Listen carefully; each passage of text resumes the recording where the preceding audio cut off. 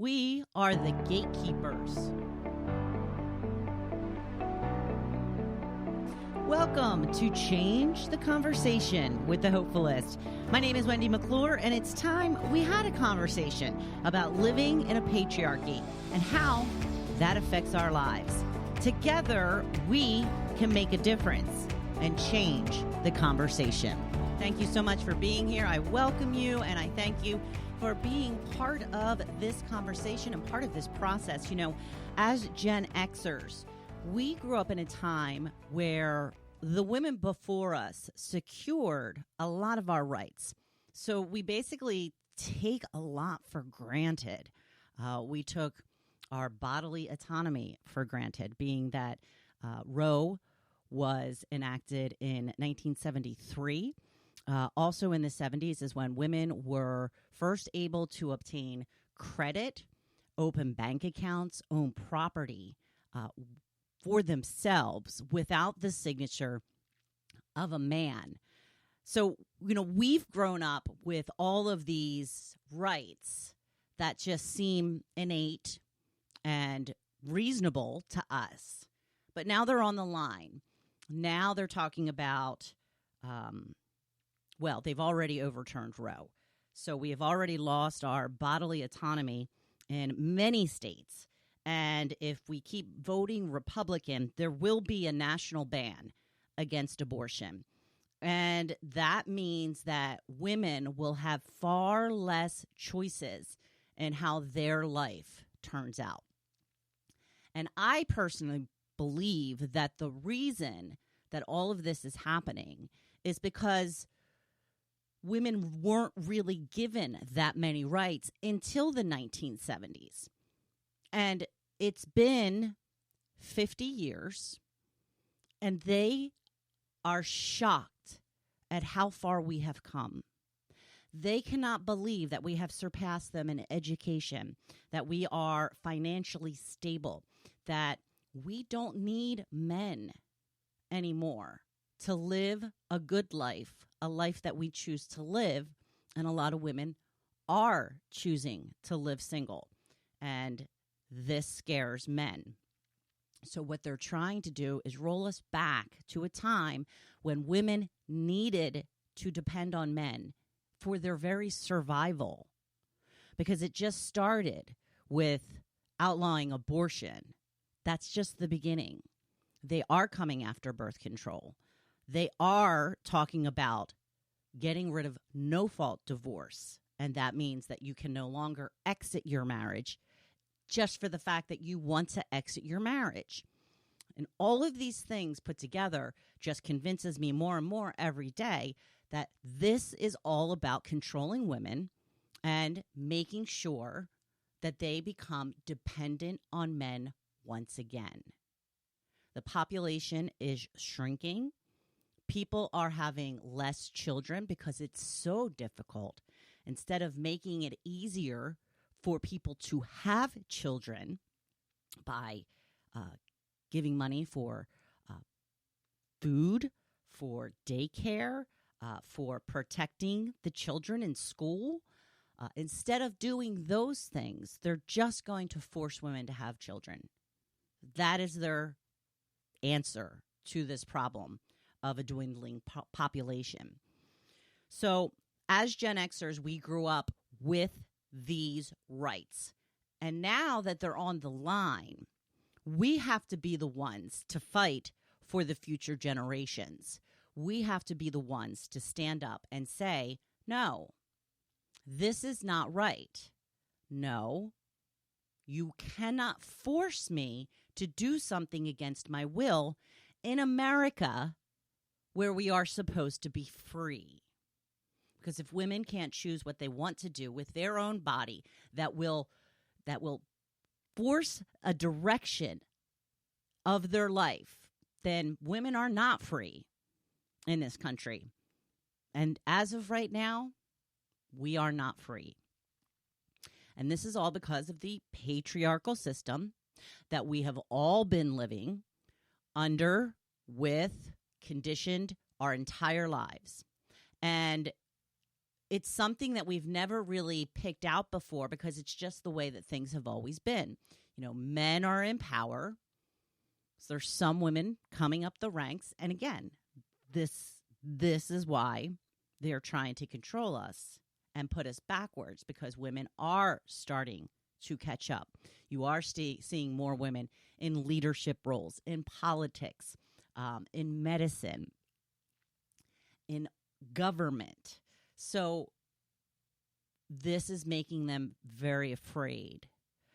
And if you listen to the podcast when I had my friend Matt on, who is a champion of women, he thinks the reason men are so afraid is because they think we're going to exact revenge on them, that we are going to turn around and treat them the way that they have treated us the last thousands of years.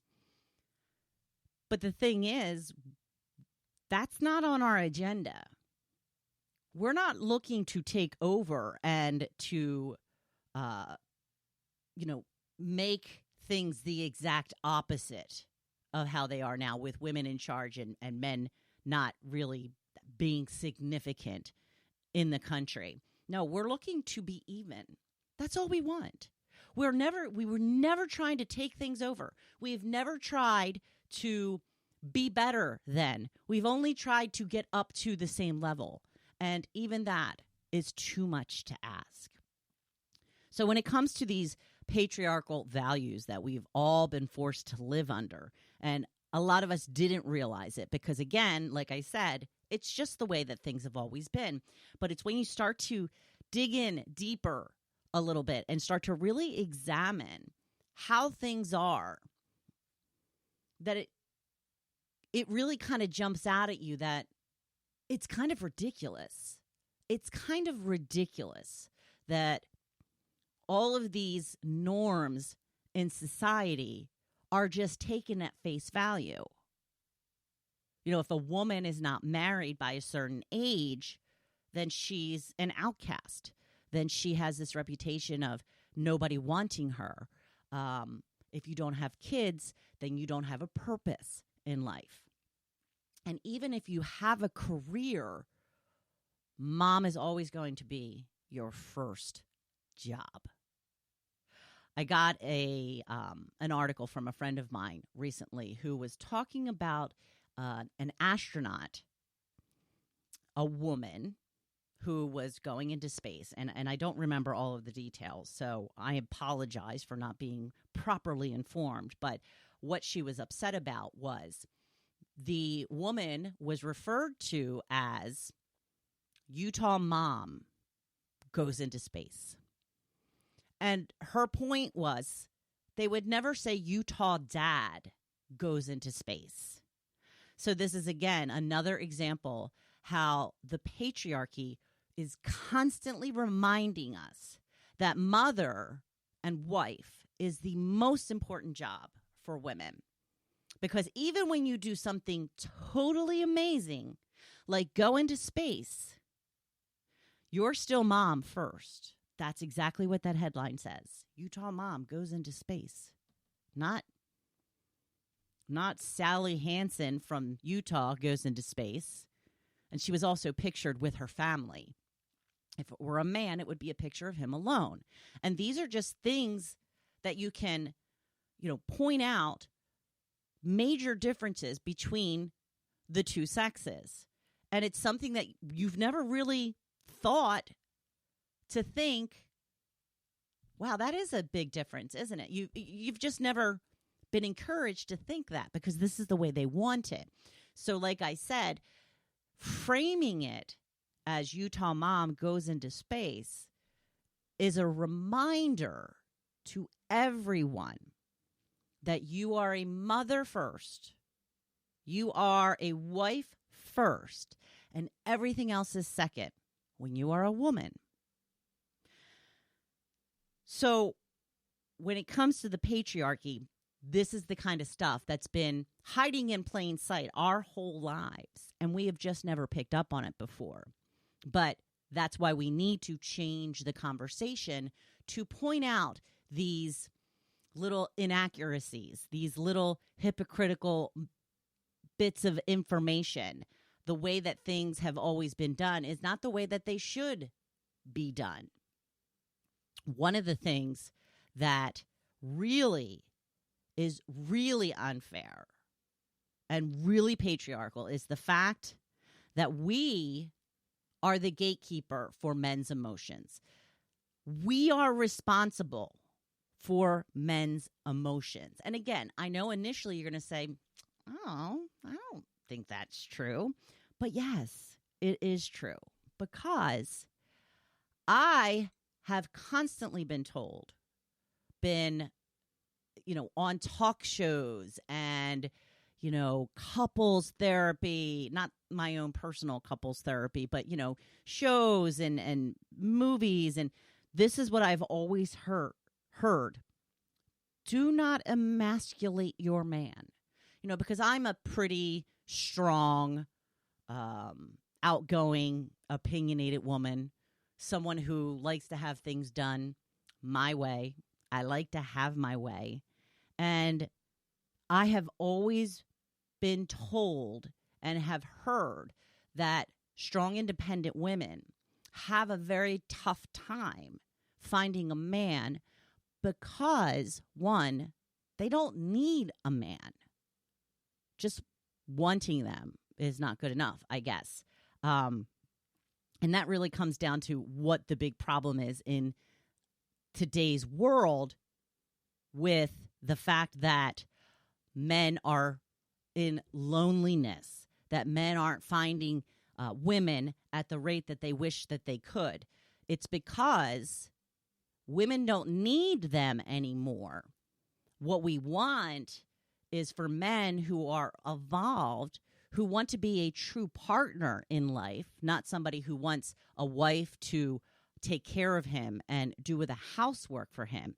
And instead of stepping up to become those things that a woman would want them for, they're just going to try and force us to go backwards so that we once again need to rely on them for our own survival. Don't you see how screwed up that is? Can't you feel how wrong that is? So I was always very cognizant of the fact that I shouldn't emasculate my husband. And I have had many conversations with him about this specific topic because I wanted to make sure that I wasn't emasculating him. And lucky for me, my husband is evolved enough. My husband is very laid back, easygoing, and he's just fine most of the time to go along with what I want. Because it just doesn't matter that much to him. It doesn't matter as much to him as it matters to me. So he's okay with that. But I am constantly, I remember hearing there was this woman. She had a very strange name, Ileana. I'm not sure. She was on Oprah all the time. And this was her thing. She was constantly talking about not emasculating your man. When your man loads the dishwasher, do not go behind him and rearrange the things in the dishwasher, because that is going to emasculate him, and then he will never load the dishwasher again. Are men really that sensitive that we can't rearrange things if we can arrange them in a way that would fit more in there before it was run? Is it really that dire? Well, that's what she led me to believe. So we have to make sure that we don't emasculate them. We have to make sure that their ego is in check. Most importantly, we cannot embarrass them. We are constantly saying, watching what we say, watching what other people say, so that our spouses will not be offended and to look foolish in front of others as well as yourself. Men do not like to look foolish. Nobody likes to look foolish, but men's greatest fear is being humiliated. That is men's greatest fear, to be humiliated. Women's greatest fear is to be killed by a man, assaulted by a man. So just kind of weigh the differences there, and you can see again how uneven things are, how extreme one side is, and how the other side, it's really just not that big of a deal. We all get humiliated. We all get embarrassed from time to time. But we also have to make sure that they don't get upset.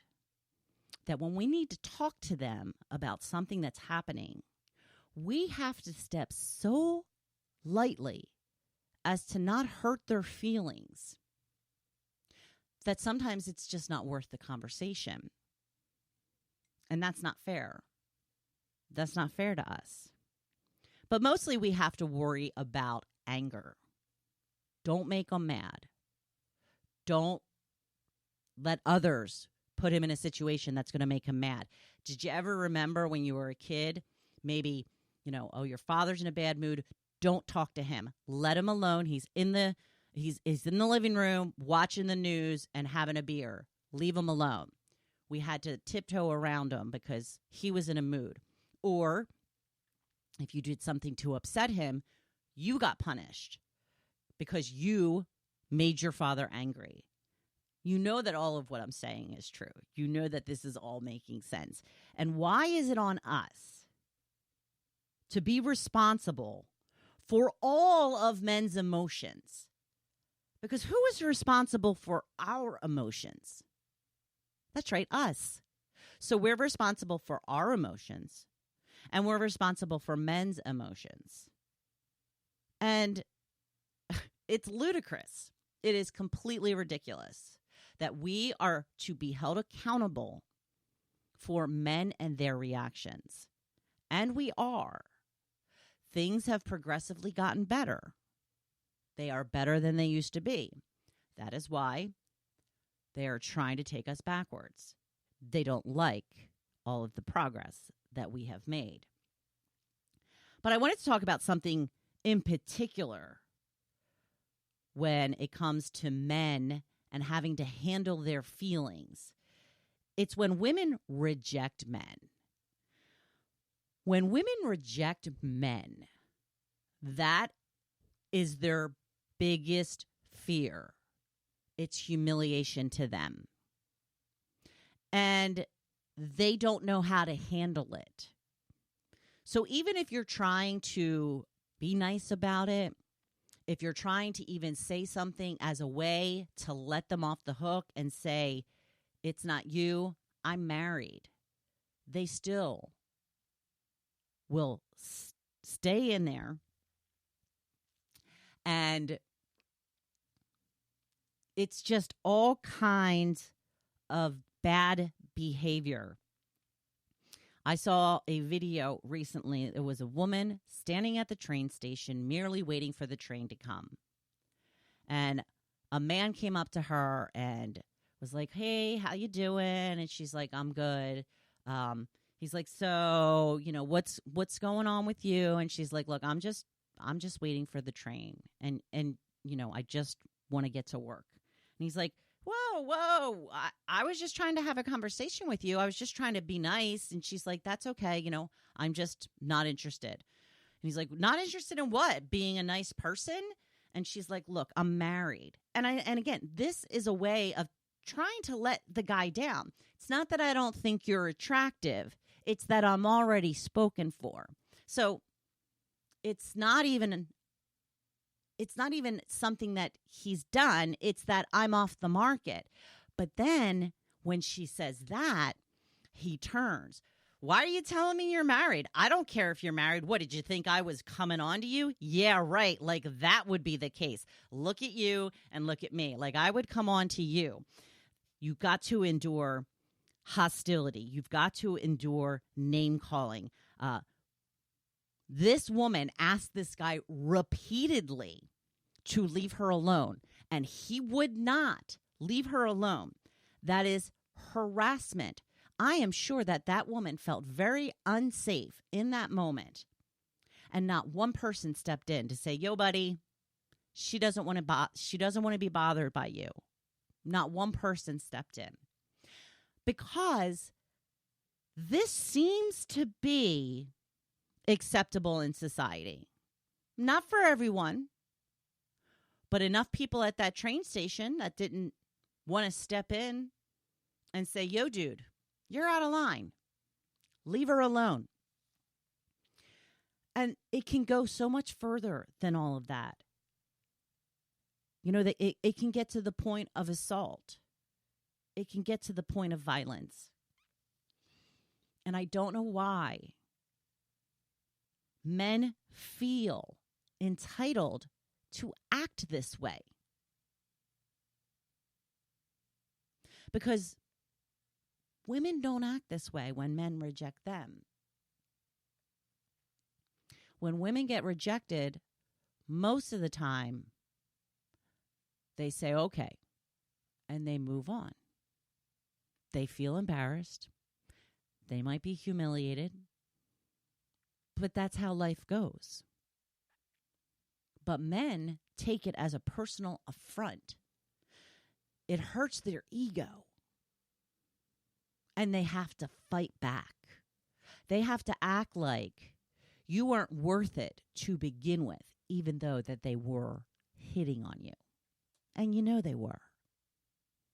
But men have to do anything and everything to avoid embarrassment and humiliation, including making a woman feel unsafe, including being so rude and derogatory toward a woman who's just trying to get to work that could make her feel horrible for the rest of the day, or week, or month, or however long, just to make himself feel better. And this happens way more often than we talk about. It is unsafe for a lot of women to just be out in public with guys. And again, the saddest part is nobody is stepping in to stop these guys. It does happen. But for the most part, it doesn't. They just let them go. They don't want to get involved. So who are these protectors that men keep talking about? Who are the protectors? I hear this all the time. There is no patriarchy.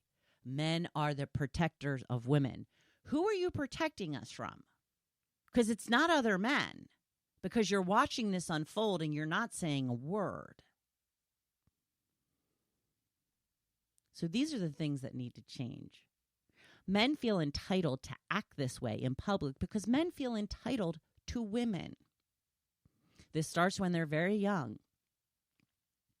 And I know that seems like a stretch to you. Men feel entitled to women, but men do feel entitled to women.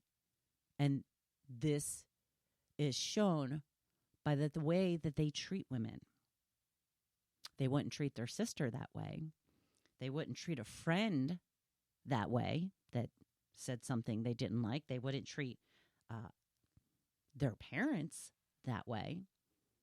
So there is a sense of entitlement there that they can say, do, act any way that they see fit to women in public. Because again, women don't do this to men. Men don't do this to other men. Men do it to women. And these are the things that we need to talk about more often so that we can start to change how women are viewed in this society. That we are entitled to live our lives and say no when we want to say no without getting a barrage of hostility, name-calling, and threats in return. It's really very simple. We want to be able to say no without getting a bunch of hostility, name-calling, and threats in return. Is that asking too much?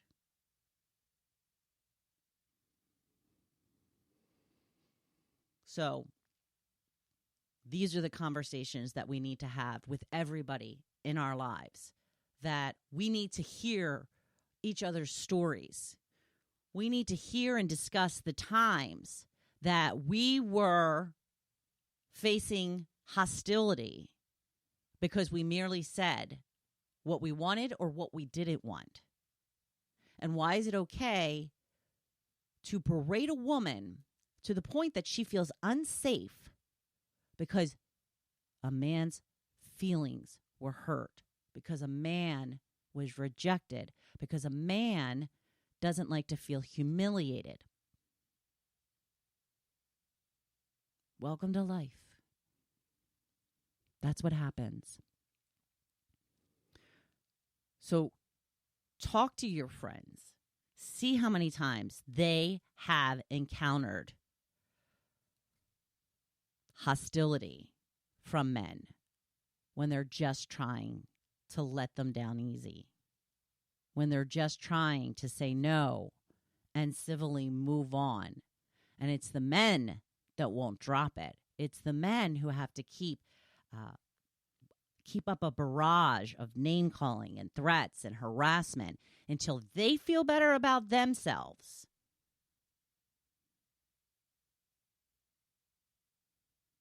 This is why it's so hard to just be yourself and to be the way you truly want to be in public because of the backlash, because of the way that some people will treat you. But it will always be most important to be true to yourself than it will to continue sticking up for things or going along with things to keep the peace or to keep your friends or to keep your family. You know, we change and we evolve through life. That's what's supposed to happen. If you still believe the same things that you believed in high school, you're probably doing it wrong. We're supposed to get older and wiser. We're supposed to not go through life, but grow through life. And part of that growth is learning who you are and being that person unapologetically. Because I can tell you, I will never be sorry for being my true, authentic self. I will never be sorry for doing what I think is right in this world. I will never be sorry that people have decided to leave because they don't like the new version of me. I will never be sorry that when it comes to who you are, once you find that and you live that and you be that, there is a freedom that you have never felt before. It is this feeling that you know that you can do what it is you want to do, and you will always be okay. You know, when I first started posting a lot of political content on Facebook, I was really afraid to do it because, you know, it's controversial and I didn't want people to dislike what I was posting. But you know what was more important to me was getting the truth out, was letting people know what is really going on, to point out facts that are sometimes glossed over, facts that are ignored completely.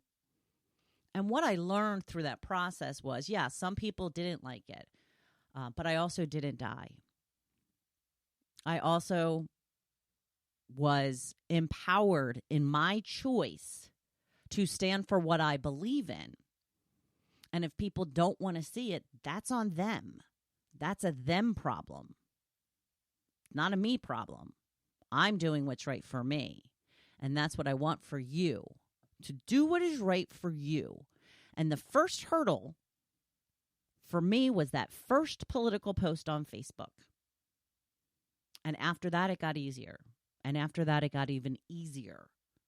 And if somebody doesn't want to be my friend or be in my life because they don't like what I'm posting, then they weren't really a friend or a loved one to begin with. Because although I am very disappointed that people have left my life recently, it obviously would have happened regardless at some point. So better now than later. Because if people want to leave your life for you being your true, authentic self, let them. Let them leave. And that is a decision that they have to live with for the rest of their lives. Because the freedom to be who I truly am, nothing will ever beat it. It is the greatest feeling in the world. This is what I want for you. So if you are interested in taking some empowerment coaching, please reach out to me. Please shoot me an email. Contact me on one of my social media outlets. I want to help you get to this place of freedom, because once you are free, once you trust yourself, you know that you will always be okay, no matter what. That is true empowerment. So, shoot me an email, send me a DM, reach out to me on social media. I am on all of the social media platforms. I'm on Facebook, I'm on Instagram, I'm on TikTok, I'm on LinkedIn. You can find me anywhere and everywhere, either under the Hopefulist or Wendy McClure. And I hope that if something resonated with you today, you're going to share it with somebody. Share it with somebody who you think will be helped by something that I said today. So meanwhile, I want you to go out there. I want you to be yourself. I want you to be badass. I want you to stick up for yourself. I want you to say what you feel, even if your voice is shaking at first. And I want you to be badass. That's what I want for you. So remember to check out my website at hopefulist.com. Thank you for joining me in this conversation.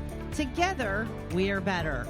Please visit my website at hopefulist.com and remember to hit that subscribe or follow button.